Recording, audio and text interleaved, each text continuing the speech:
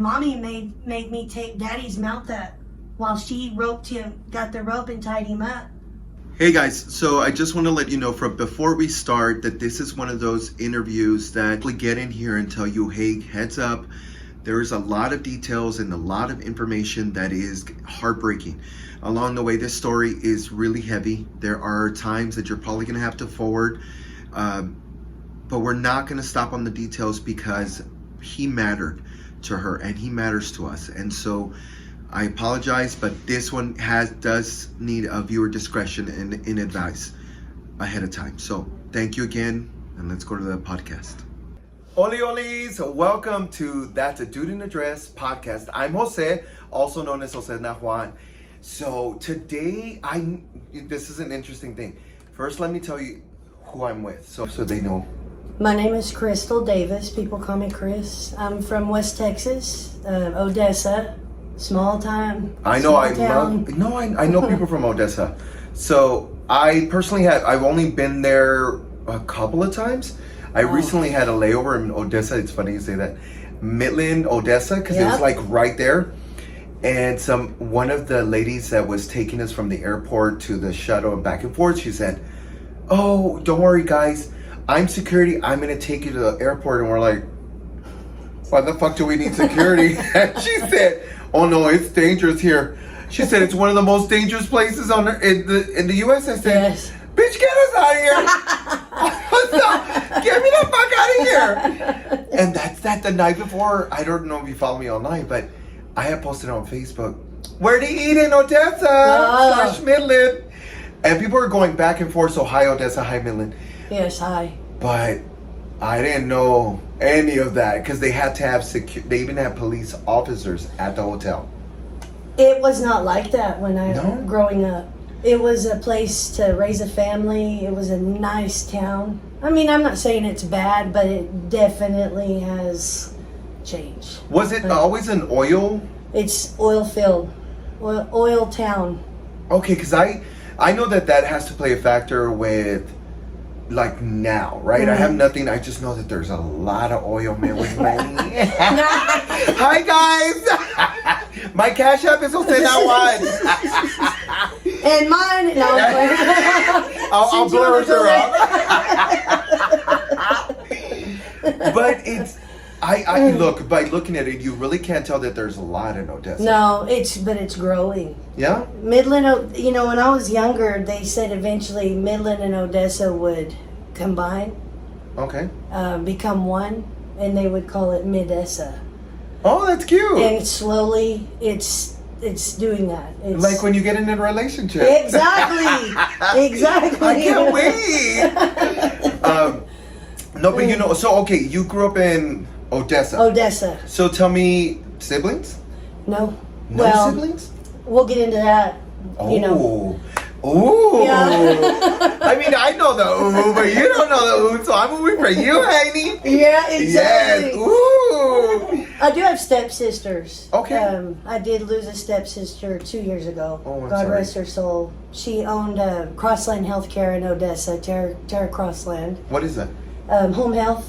Oh, okay. Home health. She was 2 years younger than me, and prior to that, she lost her son, her only child. Oh my God. So she she had a wreck. He was killed in a car wreck, Nathaniel Silvis, and then my sister was killed in a car wreck. Oh. I mean, it's crazy how it happened. It's weird how the universe works like that sometimes, and it's hard to understand because we always want to understand the why factor, right? When somebody passes away. I've gone through the losing enough family members along the way that I've always asked why, and then 2 years later I'm still asking why. That it doesn't matter the why. No, it doesn't. It doesn't. The reality is it's just processing what happened. Mm-hmm. I completely get that. What about mom, dad? My mother and stepdad. They live in Robert Lee, Texas. Ooh, they were living in Odessa. Robert Lee is, I don't know where that is either. Do you know where San Angelo is? West Texas, San Angelo. I've heard of it, but I've never been to it. So that they live about 25 minutes outside of San Angelo. Well, you live like out in don't say the city, but you live out in the outskirts as well, and I love driving. Mm-hmm. As soon as you told me They told me that where we can do the interview, I was like, I'll go to you. Because I knew you lived a distance and I'd never been here. Yeah. So I think you're accustomed to like living. Oh yeah, being in a small town my whole life. I'm not a city person. If anybody knows me, I like to be in a small town. Okay. I like the small town people, the friendliness, just the way they get together on the holidays. Everybody has each other's backs. But I don't want to go back home. Sorry, Odessa. No, it's Nothing okay. towards Odessa. It's just nothing. But you I know. love the man. So hi, Odessa. Exactly. But so tell me, because I do notice that like as I was driving here, I thought to myself, it gives you that home feel. Mm-hmm. So I see exactly what you mean, because I could never see myself living in outskirts like this. No. But when you get in here, you're like, wow, it's nice. It's just perfect. It's open. It is. It's perfect. Even you live in a. It's not a cul-de-sac, right? No. But it feels almost like it, right? A small one.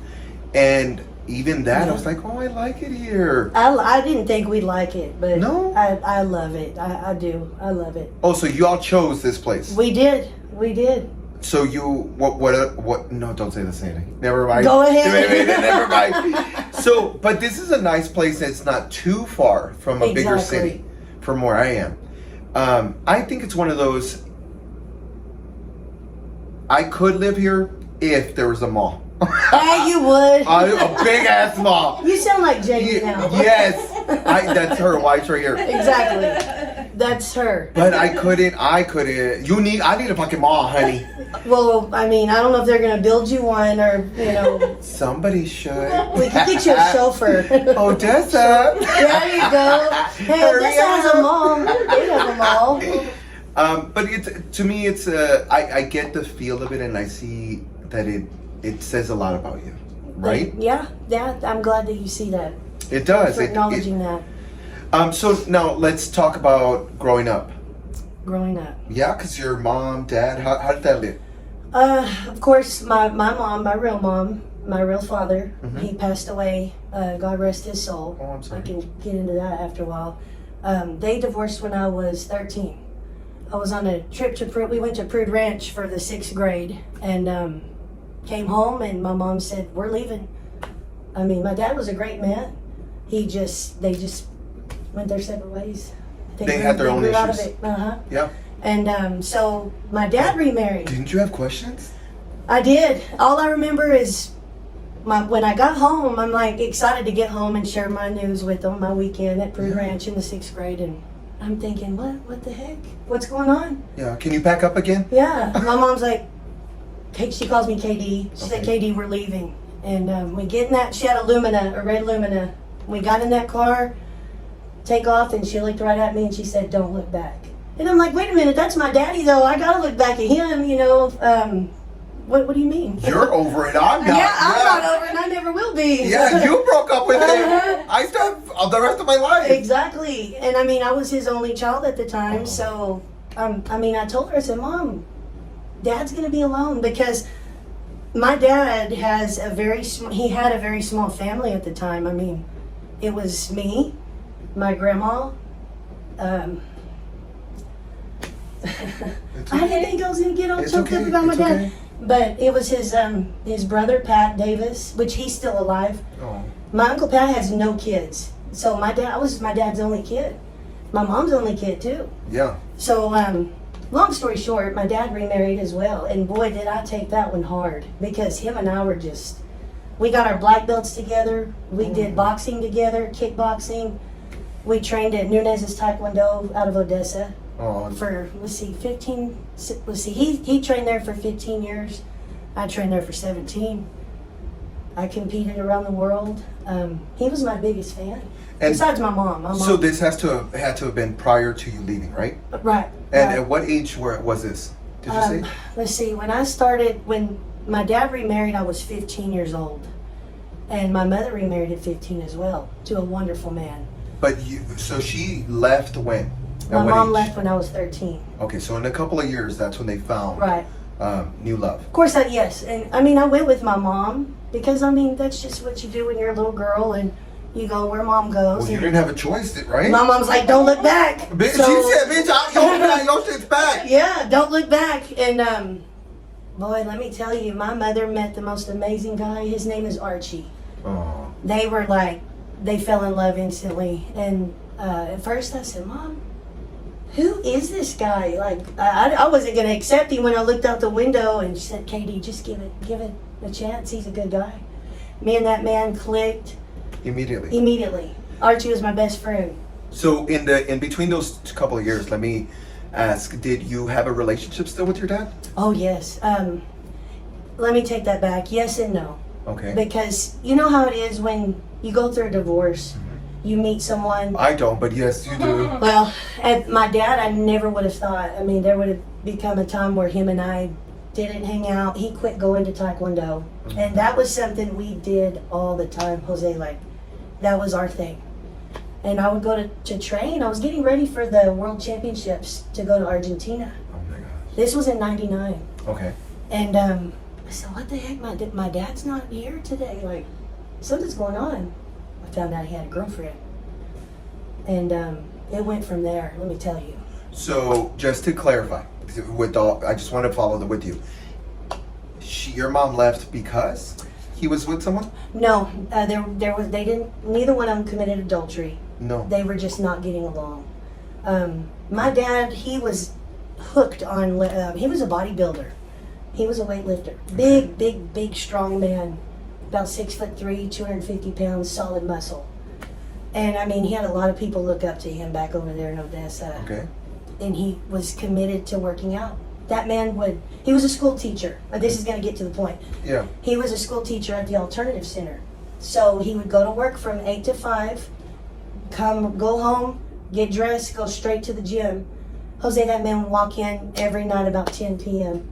And it started when I was a little bitty kid. I mean, just every day, never ate at the table together. So there were some things that my mom had a problem with. He was a ladies' man. Well, it also sounds like he was gone most of the day. He was, right? all the time. That has to hinder a relationship. And it did. Yeah. The only time I can say that my dad and I spent time together was when we were training. That was our bonding time. But my mom got tired of it. Like I said, he looked like Richard Gere. So all the women always liked my dad. I would too. Ladies man. Yeah. I would too. Handsome man. I mean, and my mom's like, I'm done. You know, she went through a lot with him too. Women say it all the time. Looks go away after some time. Yeah. You need that. You need to feel loved. You need to feel like you're wanted. Right. And feeling lonely. I remember. Let me go into a little quick tangent. No, go ahead. I remember back in the day when I was a teenager, I had she was a teacher and I love her to death. But she was going through a relationship where her husband was not present all the time. I don't remember where he was, but it was something like the oil field like this, where he was gone for so long. Oh, that makes sense. And it was messing with the relationship. I mean, but this was years and years. We're not talking about a couple of months. That she ended up saying, I'm done. Yeah. I can't keep doing this. She said he did nothing absolutely, but and this is a different situation. He did nothing wrong. But she said, I just needed more. Right. For my own personal peace. And now she is extremely happy. That sounds like my mom. Yeah? Oh, yeah. So tell me, when did this break up? Is your dad present when you are in the car as he tells you don't turn around? No, he was at home. The house I grew up in, the house that my mom and I left, he was at home, you know. And like I said, when I got there from Prude Ridge, the bus dropped me off and this and that. It was on a Sunday. Okay. I'm expecting to just talk to them, you know, and explain just tell them my weekend. Yeah. Mom said, get in the car, Katie. We're leaving. So he was there. He was at home. Okay. And we took off and he was home. So what is he saying? He was hurt. My dad did not want that. But again, he didn't. He didn't also fight either. I mean, my mom is a tough cookie, let me tell you. Okay. If anybody knows her, and you guys that know my mom, she's still alive? Yeah, she is. Okay. Thank you, Jesus. Hey, okay, amen. She's a tough one, and she doesn't take crap from anyone. I mean, she's about 5'11". She'll take crap. Well, it sounds like Jamie's the same way. Jamie don't play around. Yeah, no. She's like no and no. When I say no, it means no. Imagine having her and my mom in the same room. I'm like, oh my gosh. My mom's like, hey, this and it. Jamie, oh, okay, this is too much. You know, this is too much. Because I'm very easygoing, laid back. You are very relaxed. Sometimes too much. And my mom's just like, you're going to let them be this way around me, KD, or vice versa? I'm like, Mom, calm down. My mom holds grudges. Mom, I love you. You know you're a grudge holder. Ooh, that sounds like my aunt and my mama too. I'm telling you, and I'm the type, I let that go right away. Like, give me 5 minutes, I'll be over it. I swear, I have to tell people all the time, just give me, if I don't get over it in a day, give me 2 days, I promise, I'm done. Exactly, it's not that hard. It is not, I promise. Sometimes, no, there's sometimes that somebody really pushes me after I said no so many times that I'm done. Right. And I can hold that grudge for like a year. So you're the type that if you're done completely, I'm done. Somebody really got to you. Yes. Like, really got you. I don't know how many times I have told people that one time my mom, I was so done with her, I stopped talking to her for about 3 years. Mm-hmm. Because I could not handle her boundaries. Right. Or lack of boundaries, I should say. But I couldn't handle it. And I kept saying, don't speak to me like that, don't speak to me like that. And finally I was like, I'm done. Hey, and you walked gotta away. do it sometimes. Yeah. I mean. So, but I completely get the strong women in your life. That's all I've been surrounded by. But so let me tell you. Yeah. In between that, your dad, where does the relationship ever mend? No. I mean, no, not marriage wise or relation. You know, they tried to be friends. Oh, my dad and I. Yeah. Oh yes. My dad.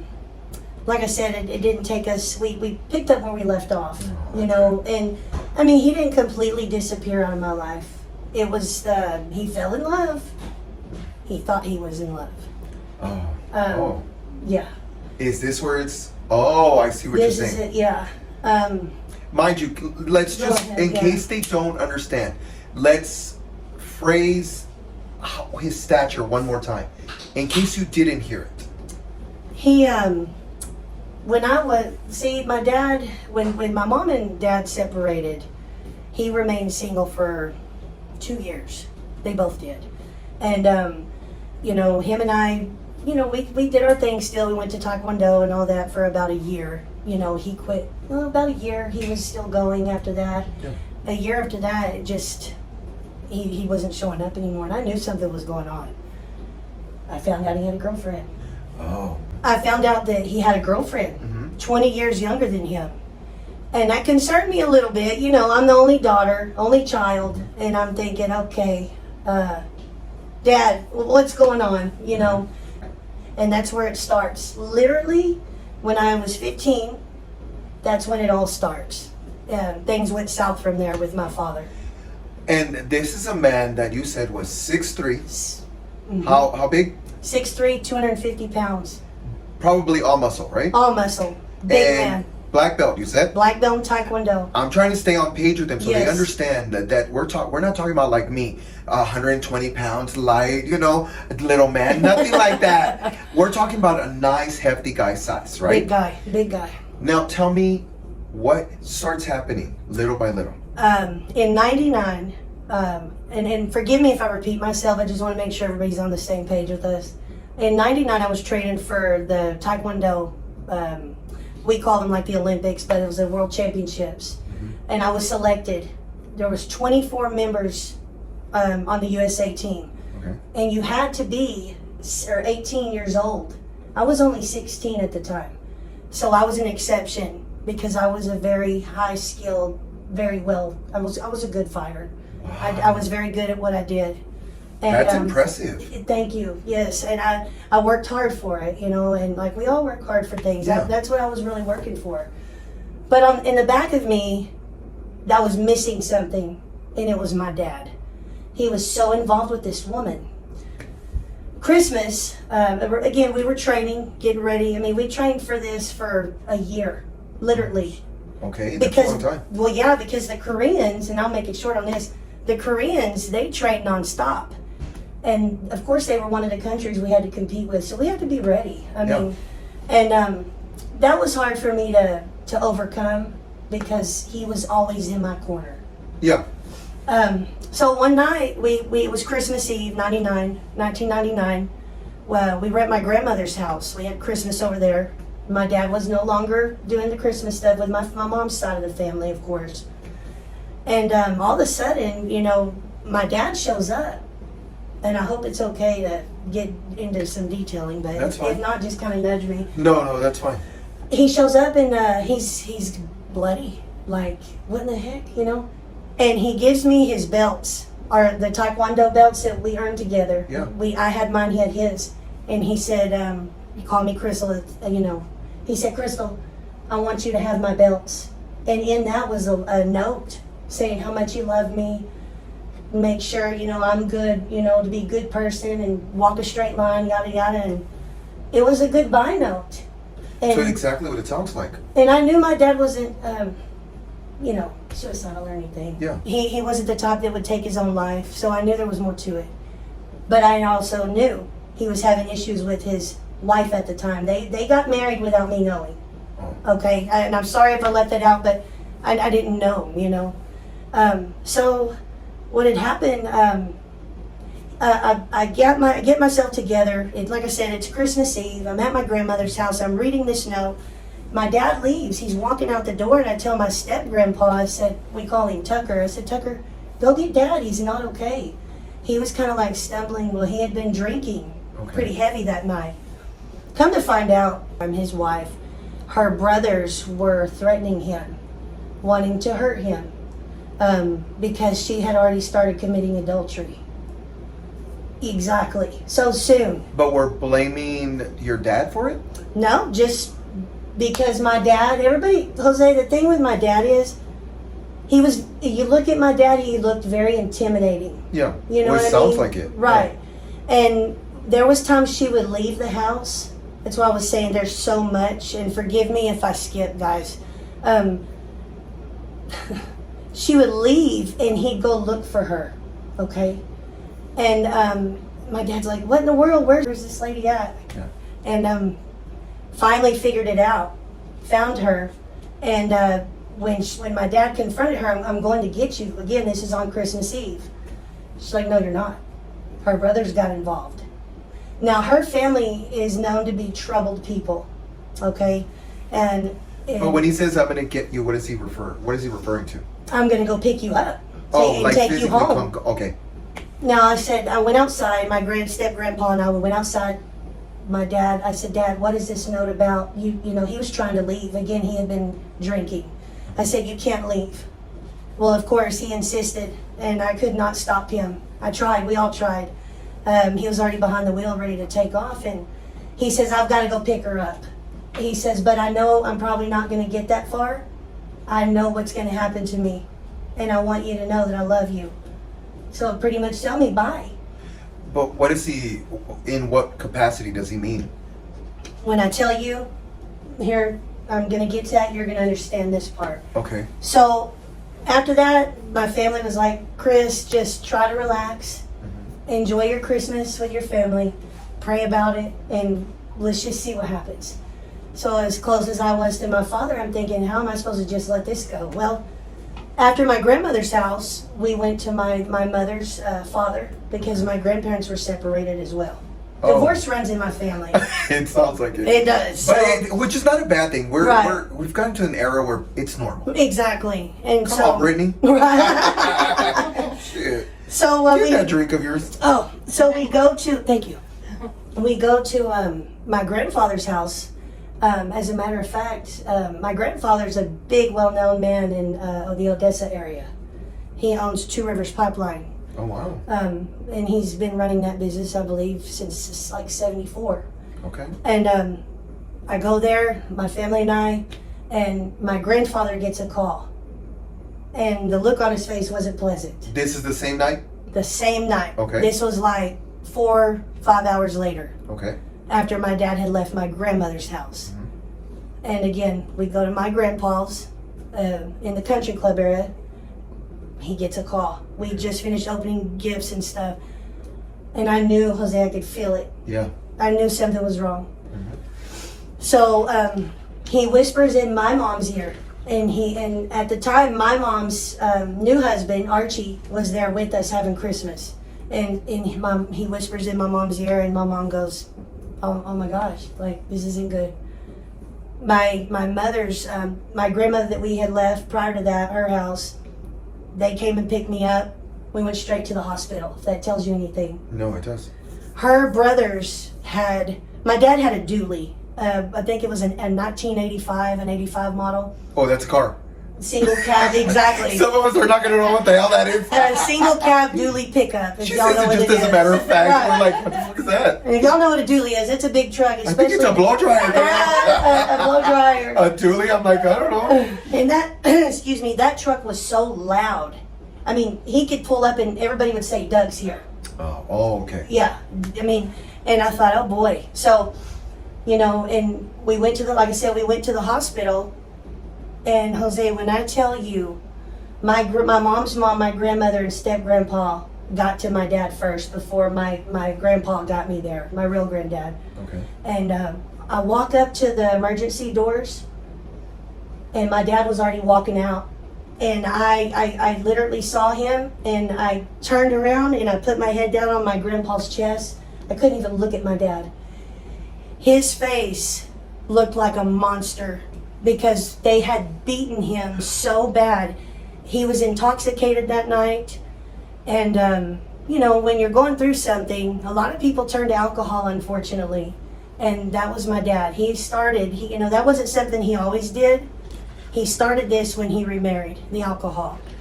And because if my dad would have been sober, you would have had to have had an army to bring him down.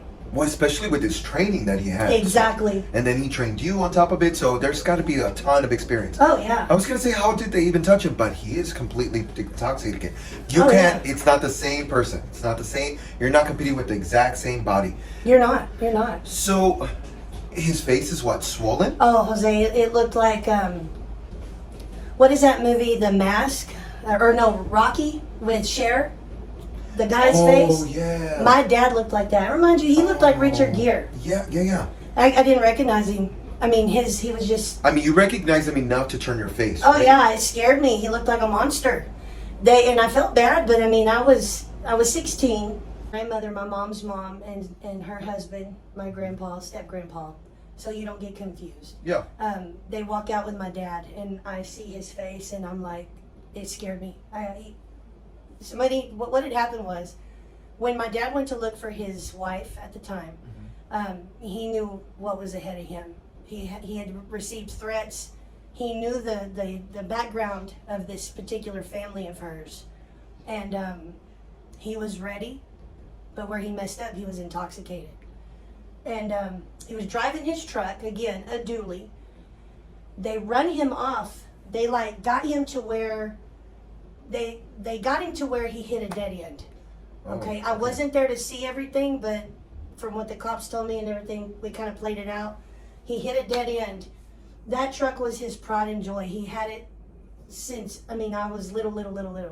And when he hit dead end, he gets out. Automatically, his instincts, his fighter instinct, just it snaps. And thank God, at the time he gets out of his truck, he sees a bunch of guys and they all have baseball bats.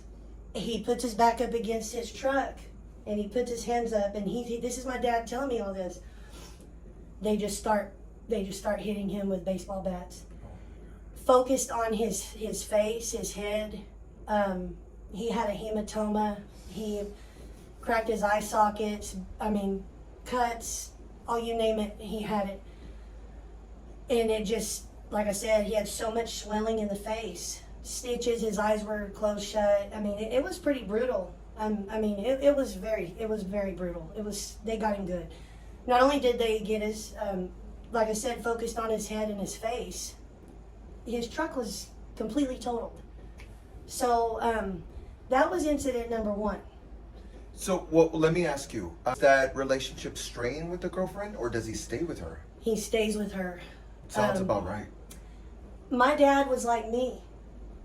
He didn't hold grudges. No matter what they did to him, he had so much love for this woman. He forgave her. over and over and over when he should not. He should have just walked away.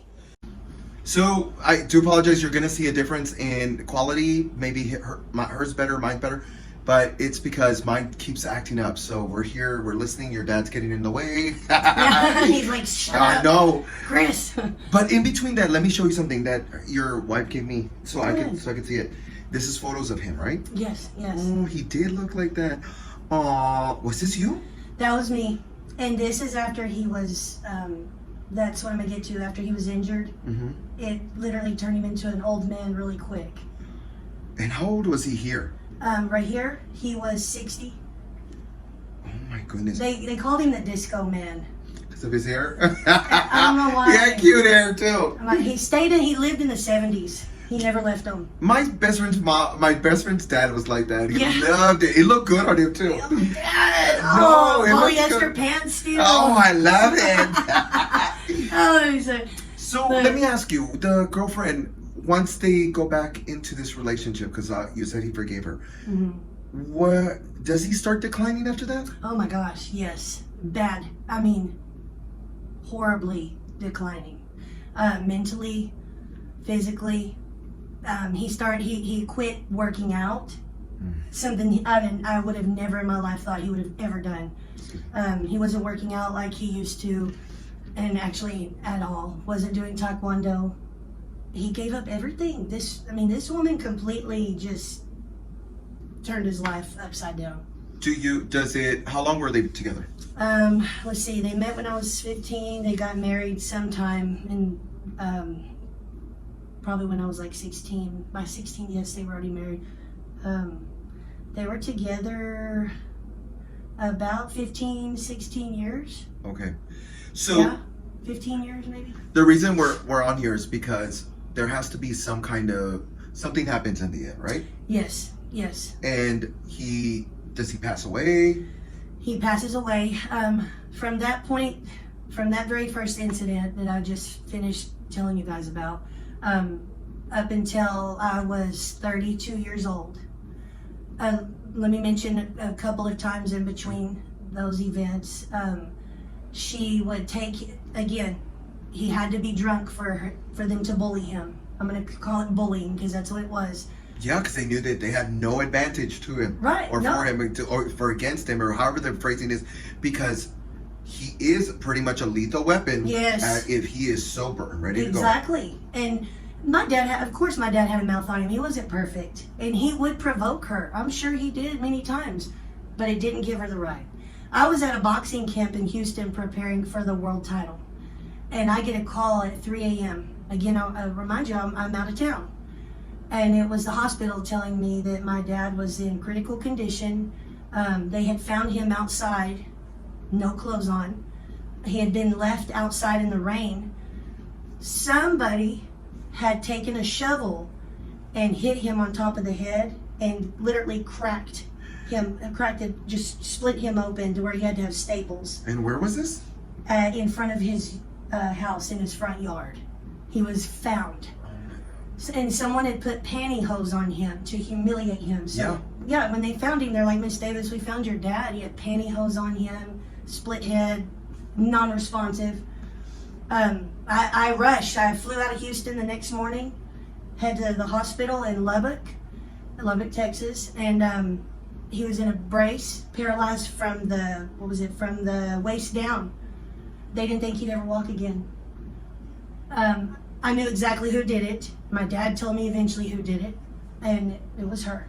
So that was an incident in between that really did. I'm just going to say allegedly, just because legally I don't want her to get in trouble, nor I, but I will just say allegedly. Allegedly, yes. Thank you. So, can I ask you, how long does it take? Because you said he's paralyzed. Mm-hmm. Is it for the rest of his life? No. Let's see, about 3 months after that, he was determined, and he slowly started walking, but he was walking like, I'm talking turtle slow. Very, not well at all. He couldn't lift his arm up all the way, and if he did, he had to help it with his other arm. That right there kind of did it. And a few more incidents, and I'm going to mention this one before I mention the main one.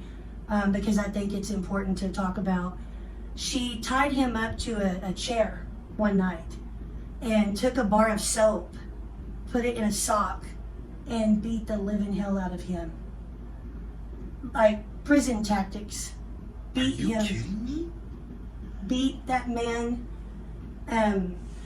I owned a boxing gym in Odessa. Let me just first say, that is an extreme tactic. Oh, it was horrible. That does sound like a prison reaction, right?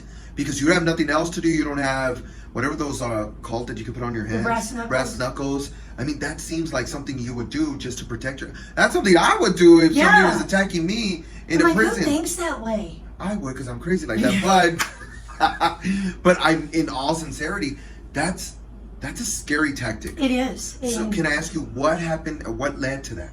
Did they I say? don't know. Oh. I really don't know. It was in their living room and in the house I grew up in that they lived in. And I don't know. I mean, he said, Crystal, she beat me so bad. He said, that hurt more than anything I've ever been like that. Nothing ever has hurt that bad the way that did. It hurt, physically hurt him. Did he ever, by this attack, this alleged attack, this third one, or other one, in between that, did he get back to his full functioning? He got worse. So the reason I'm saying, I'm sorry to interrupt. No, you're fine. I have a nephew that was not once, but twice in a motorcycle accident. Mm-hmm. The first one, he was pretty much back in order, almost not too long. So he was walking. Mm-hmm. But the second one, when you say that slow movement, he needed assistance.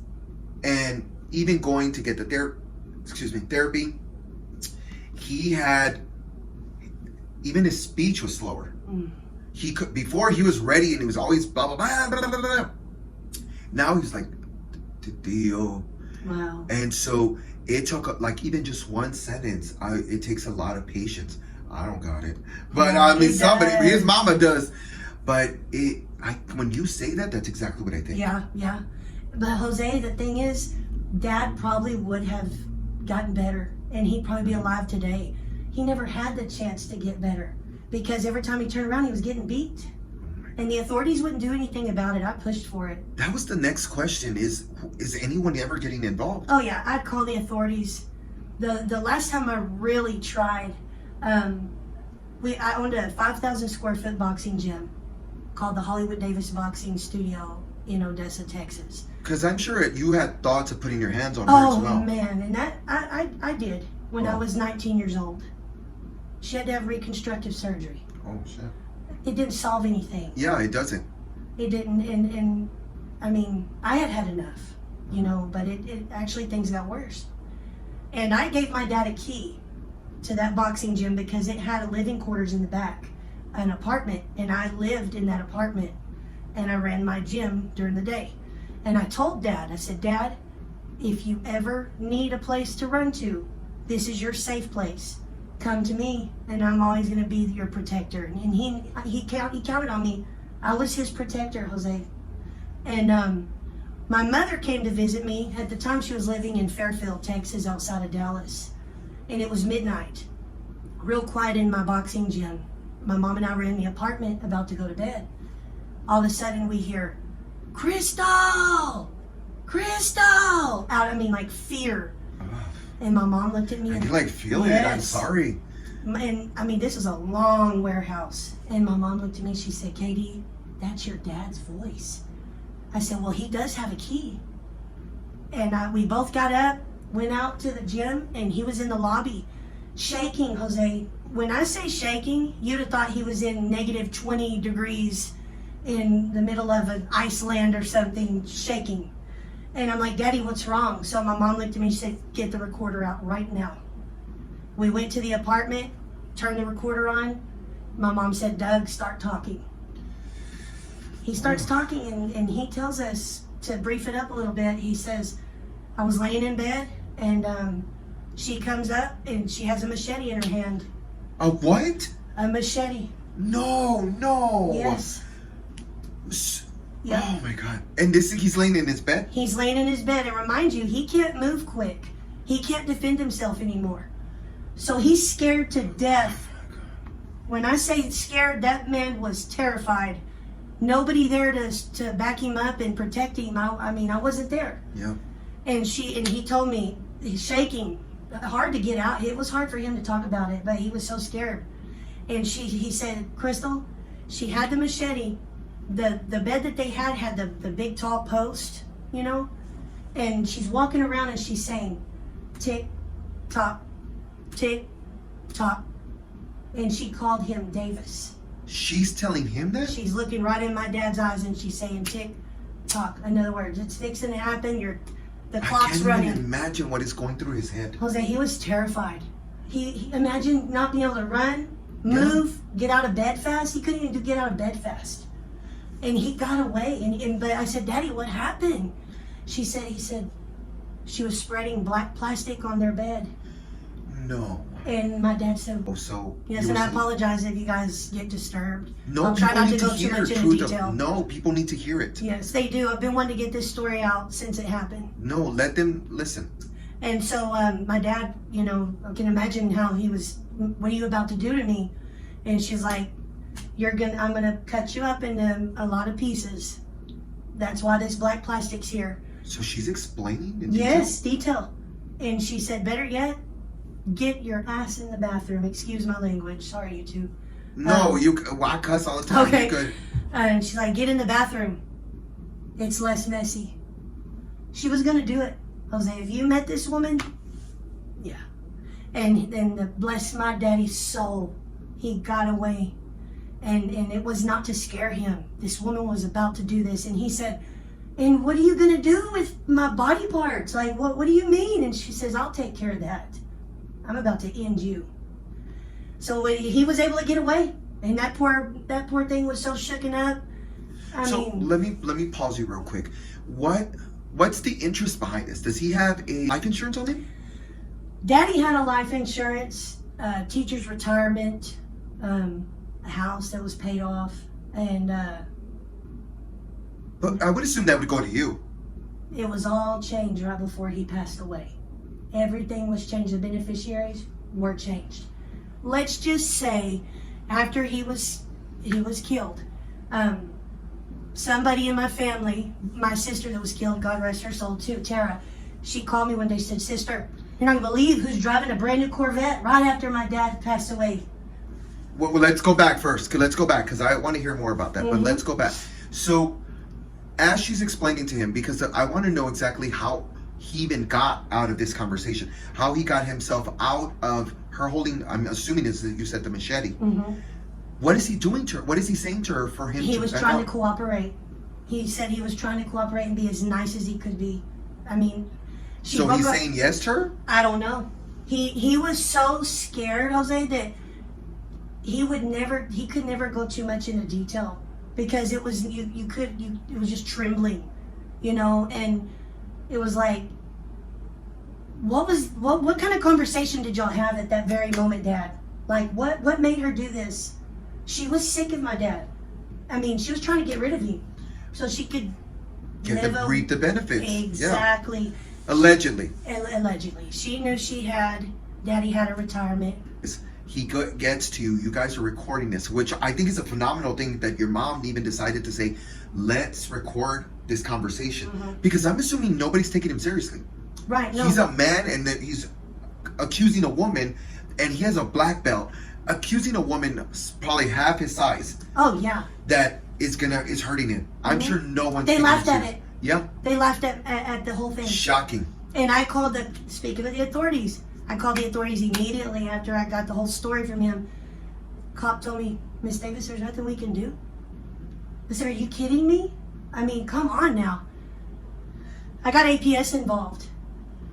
All of a sudden, I have a half brother. This is murder. It is. It is. Slow. Yeah, it is. She slowly murdered my daddy, and that's allegedly. Nothing. Allegedly. And that's nothing. I'd like to share one more thing before I get to how he died. Yeah. If that's okay. No, take your time.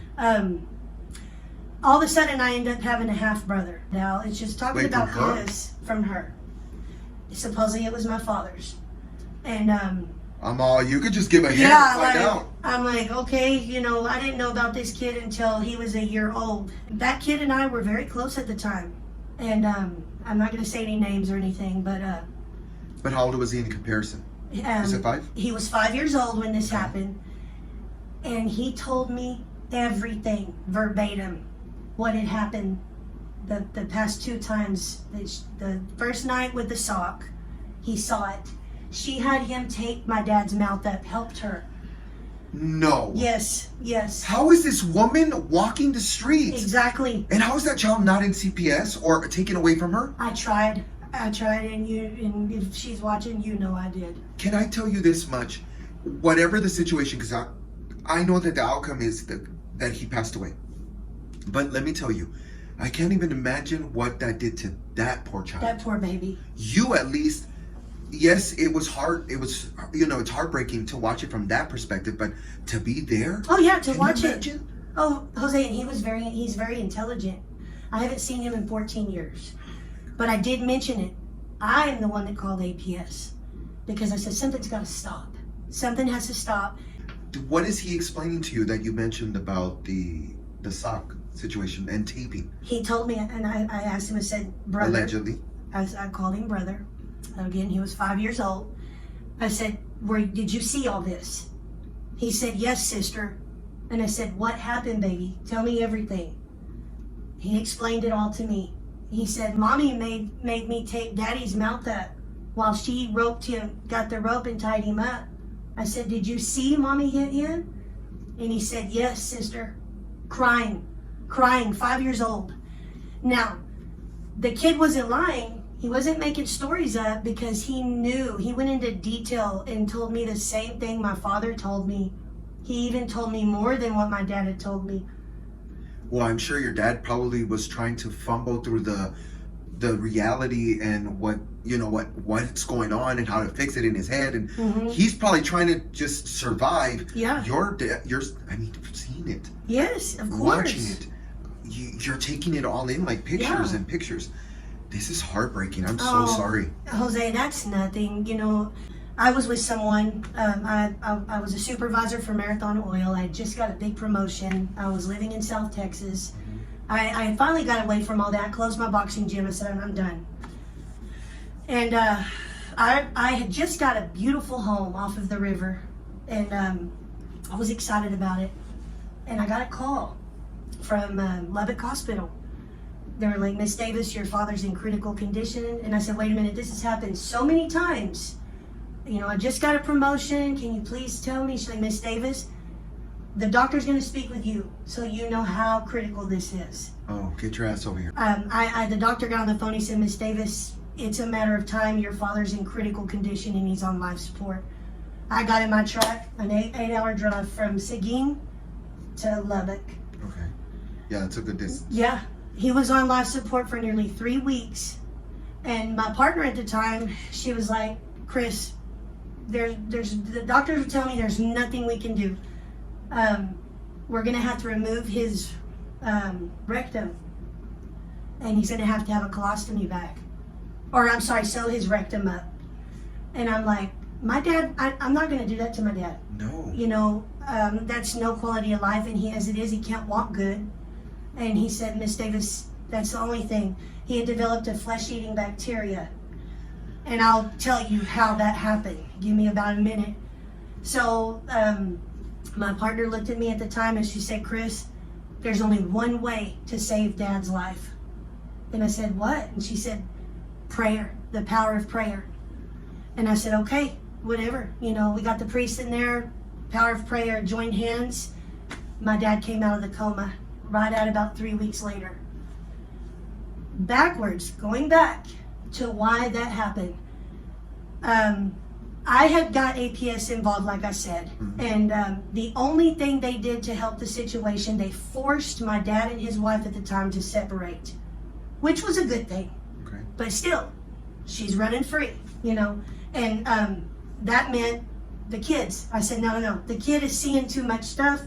I want you to bring him in for an interview. My brother at the time, bring him in for an interview and question him. He sees everything. So that happened. And the thing is when APS got involved, they could have no contact whatsoever. My dad and his wife at the time. Oh, okay. it was hard on him because, of course, he still loves her and all this. But going back to what had happened that night, I was, like I said, out of town. And the last time I talked to my dad before that happened, it was like 5 a.m. He had not seen his wife at the time in 6 months. Things had been very quiet. And she was not supposed to go around him. And my dad said, "You're not going to believe who came over." And I said, "Dad, who?" And he said, "She was here." I lost my shit. I was like, okay, you know what? She's not supposed to be there. Yeah. Dad, what the hell? A few days later, that's when I got that phone call. The doctors pulled me to the side and they said, "Miss Davis, this is going to get a little..." It's okay. You don't have to say it. Just... Yeah. They said, "Miss Davis, is your father homosexual?" I said, "Well, hell no. He's a ladies' man. And no, he's all into women. Why?" Do not even say it. Yeah. They sodomized him. Oh my God. With a foreign object, completely destroyed his rectum. And I was looking at his body and looking at him, and his nipples were completely, they were hanging. They had to sew him back on. He had bite marks all over him. He had been beaten. They completely destroyed his room. Did they get prints of these bite marks? I did. Whether they did or not, they never did anything about it if they did, but I did. I've got any kind of proof you can think of. I went right away, took pictures of everything. I can't even imagine this. It sounds like you're telling me a horror movie. Exactly. Like a movie. This is what it sounds like. And that's why I say get ready, because and if I really said everything, you probably wouldn't be able to, put it out there, but no. I'm just briefing it up and saying the least I can. I understand. Out of respect for you and everybody else, and you too. But it's just, that's what really did it. So that did it right there. When he does come back in the 3 weeks, does he say anything to you? Yes. What does he say? When he woke up out of the, actually it wasn't me he talked to, it was my ex at the time, because my dad knew, and he even told her. He said, "Hey, don't tell Crystal, because I know what she's gonna do." He knew that I would go take care of it myself, or try to. And he didn't want me getting in trouble, he said. So he told her everything. They had him in a plastic bags.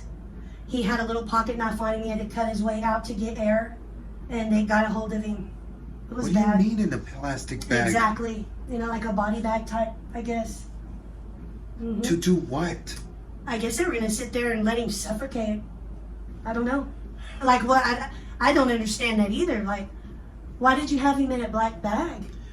This is heartbreaking. He lived a very difficult life. He did. Since he got with that lady, he did. So what was his request? Let me go? He was, my dad, one thing about him, he would cooperate no matter what.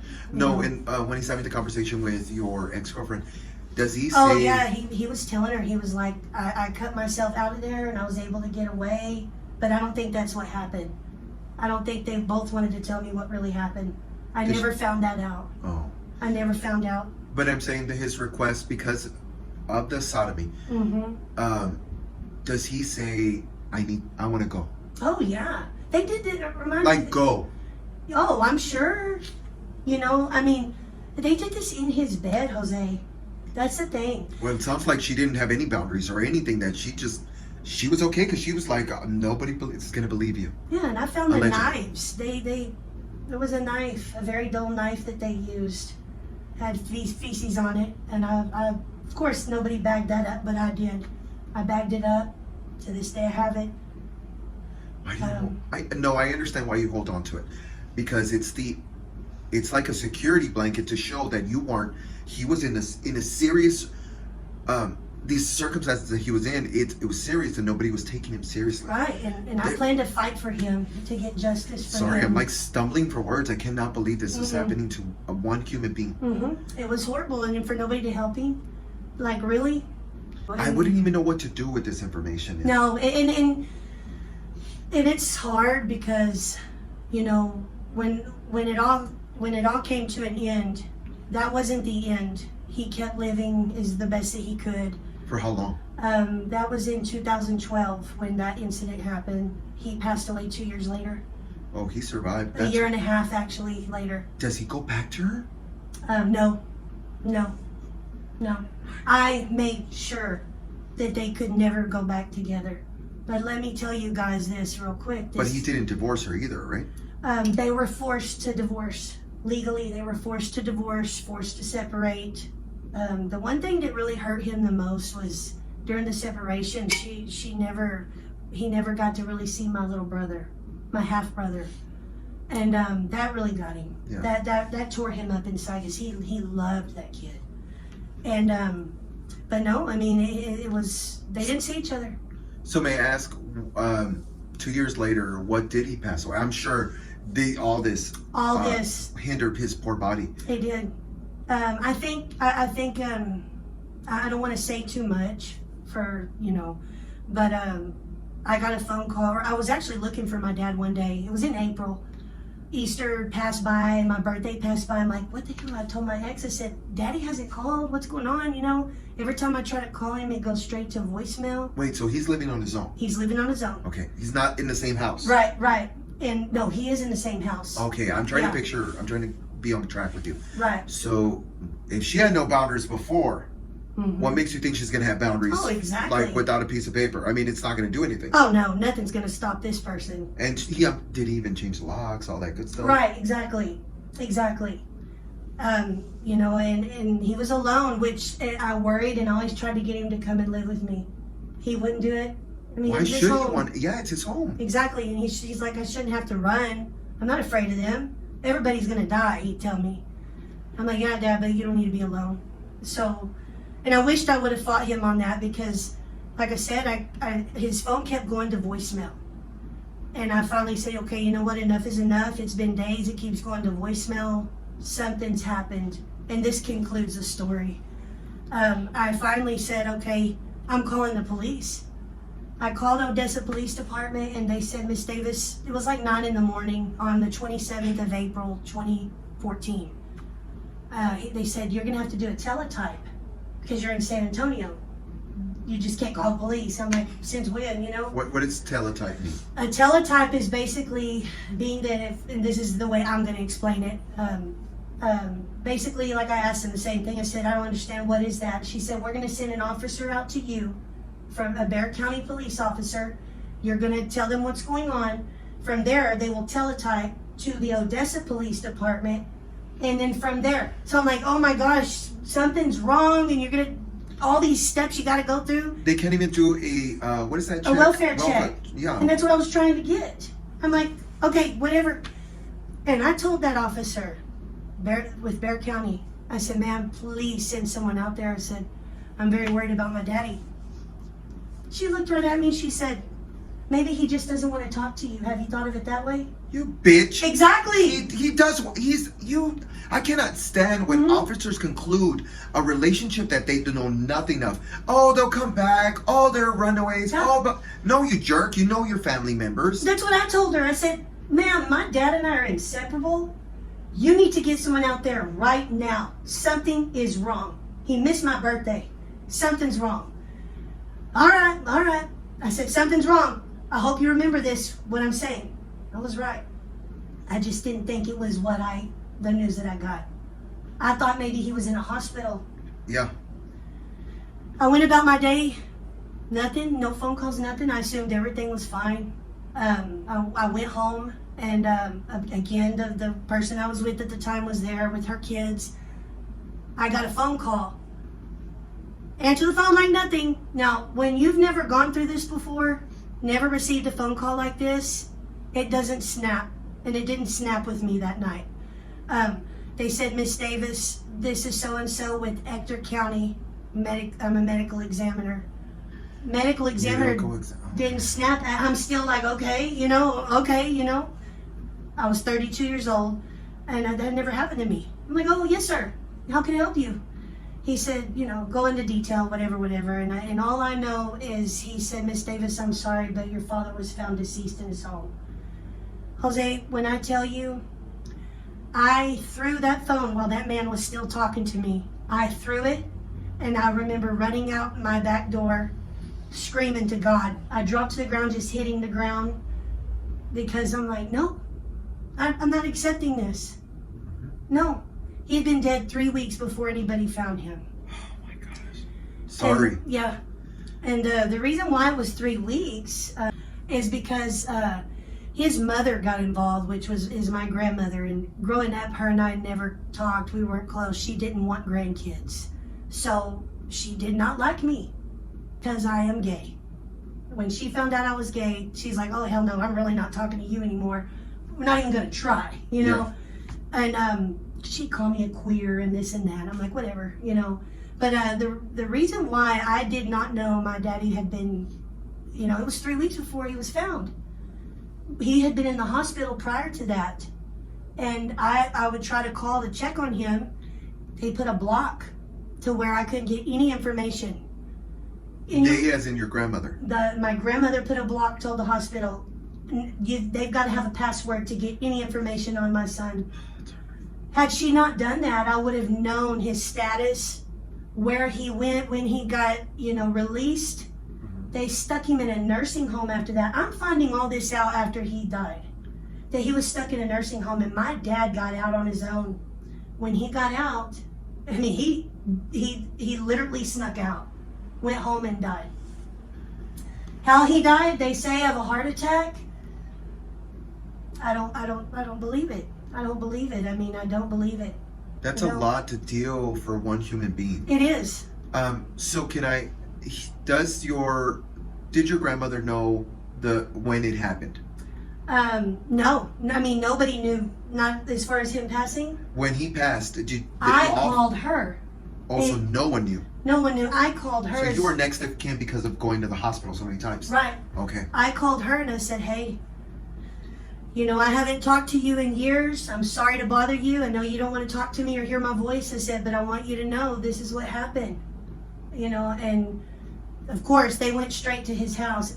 By the time I could even go see my father, I wasn't the one that, what do you call it when identify the body? Yeah. Not even me. They beat me to it. Again, I was in San Antonio at the time. And I'm like, by the time I got home, my daddy had already been cremated. No. And let me tell you what. No. They knew what they were doing, Jose. Oh my God, this is so heartbreaking. No, if he hadn't been cremated, I could have done some things about this. Can I just tell you, this poor man sounds like he lived a really brutal life along the way, that I'm just grateful he's not here anymore. Me too. Me too. It is the most, I've never said that to anybody, but I'm so glad that he's not alive. Me too. Because as long as she was going to be around, he would have continued to go through this pain. This makes sense as to why when you talked about your mother and their relationship, I could see why he was so focused on the one thing he had control of. Was being the strong-minded person that in his head he could fight back somehow. Right. It's really hard to hear, and I'm so sorry. I appreciate you letting me tell my story, my father's story, and thank you guys for listening. I've been wanting to get this out for so long, and I've never held it in. Thank you for telling us. I think the reason I say this is because there's somebody out there going through this right now. Yes. Maybe not in this exact format, but this could also happen to you. And we forget that just because we stay silent, that we think we're strong. We are strongest when we have more people listening, more people hearing. There's numbers. I'll put numbers in the details. If you're out there and you need help, please get a hold. There's somebody out there to help you. Where are his remains now? I have them. Oh, that's good. His mother has half of him. Okay. But I have half of him, and hopefully one day I'll have the rest. If anything, just at least that. But no, that's good. Yeah. So, but no, he's with me, and unfortunately he was cremated. Something that we didn't discuss. You know, we were gonna bury him, and I think that this was all planned, and more people were involved. It sounds like. Yeah. I mean, allegedly, it sounds like it. It does.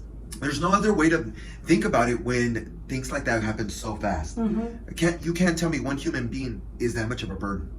Exactly. I mean, come on now. It's really heartbreaking, and I'm just glad that he's not in this life anymore. Me too. I just got asked this, and I hate to bring this upon it. And it was my best friend's daughter. We were having breakfast one day, and she asked me, I'm going to ask you a question. I know it's going to sound mean, but I just want to know. If I could give you 200 million followers or bring back your grandmother, because that was my mother to me, and I said, bring her how? Like alive all or just her spirit? And she said, no, bring her back exactly as she was when she before she passed. Would you bring her back? Which one would you choose? And I said, the followers. Mm-hmm. And she was flabbergasted. She didn't know what to tell me. And it was the idea of this, and this is the reason why. I told her, I said, babe, let me explain why. I told her I wouldn't bring her back to this life of a heartache and pain. She had a trachea, high blood pressure, she had diabetes. I said, and she was a heavy-set woman. When she walked out, people laughed and mocked her. I said, so no, absolutely not. I wouldn't bring her back. She's peaceful. I would have said the same thing. And now I think I say it to you because I want you to know that this life can be brutal. Mm-hmm. And he had a huge heart to say, I forgive you. Yeah. And that tells you a lot. To forgive people that are brutally harming you and are physically, I'm so sorry. They're physically harming you, and you can turn around and say, I forgive you. Oh, that easy. I mean, it tells you what kind of human being he is. Yeah. And but you know, for everybody, you know, it also, this is for awareness purposes. Yes. And be careful who you get involved with. Make sure you know them first, because at the end of the day, nobody knows. We don't know each other. Yeah. Yes. And be very careful, because things like this could happen. And I think that's the biggest message, is that it doesn't matter sometimes how close you are. We don't fully know each other, and you have to be safer than you know. Yeah, yeah. I just want to say, first of all, thank you for sharing your story. This is an eye opener. Yeah. You hear it all the time. Look, I listen to podcasts all the time, and I take it for granted sometimes because I walk away and I think, that's not mine. It's not mine. But meeting you, because you seem like a really good human being, you and Jamie. And I'm not just saying that because I'm interviewing you. I'm saying that because I'm in your house and I feel safe. If that makes sense. That's why I came to your house. But I have to tell you, it is a pleasure to meet you. It's a pleasure to tell your story because there's someone out there. Yes. So I just want to say thank you so much from the bottom of our hearts. Before we go, I just want to say this podcast is sponsored by Magia Coffee. Get your coffee and use the discount code JoseNajuan15. Thank you for everything. Also, if you don't mind, can we, I just want to say his life wasn't without love. You're right about that. And when you talk about him, it is nothing but love, right? Let's not focus on the things that we don't have anymore, the things that happened to him, but let's speak of him to say, we love you and that you mattered. And you mattered to her and you mattered now to me. So thank you from the bottom of my heart. I love you. Yes, of course. I'm so sorry. Thank you guys for listening. Thank you. Dame un besito. Bye-bye.